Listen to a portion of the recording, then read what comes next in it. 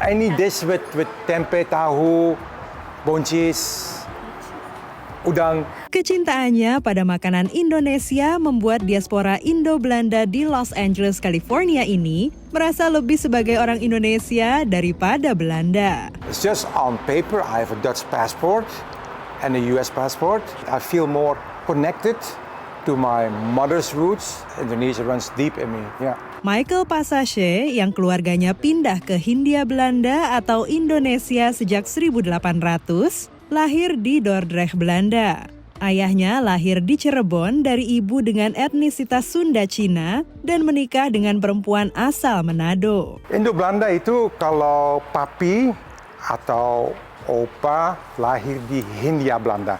Sebelum 17 Agustus 45, 350 tahun ada dari orang Belanda di sana. So, opa saya, papi saya lahir di Hindia Belanda.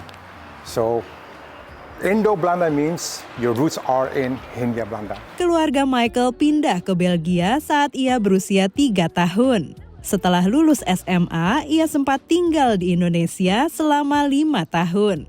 Tahun 2002, Michael pindah ke Amerika Serikat, menetap di bagian selatan California atau SoCal yang memiliki komunitas diaspora Indo-Belanda cukup besar. There is the biggest group of Dutch Indo people outside of the Netherlands lives in Southern California. I think the last time that I heard of, it's 250,000 or more. Yeah. Michael yang memiliki usaha dealership mobil bekas kerap disangka bukan keturunan Belanda. My ethnicity is very confusing here in Southern California because you have a huge group of Latin American people. So I look like one, but when they hear me speaking, they don't hear the English-Spanish accent. Melalui platform media sosial SoCal Indo, sejak 2012, Michael mencoba memperkenalkan identitas Indo-Belanda.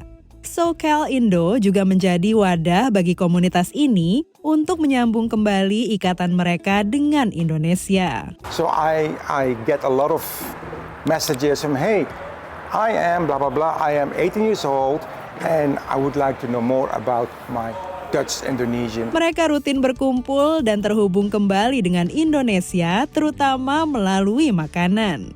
Ini pula yang dilakukan oleh DC Dutch, komunitas diaspora Belanda di Washington DC area, yang kerap datang ke restoran Indonesia ini, seperti dijelaskan Robert Snip. That is just the best thing that we can do as a Dutch organization towards our Indonesian heritage and history that we have. And I think it's a good thing to preserve your history, especially if it's a history that you used to have with another country. Bagi diaspora Indo-Belanda ini, Indonesia adalah bagian budaya dan sejarah mereka yang ingin dipertahankan serta diturunkan ke generasi berikutnya.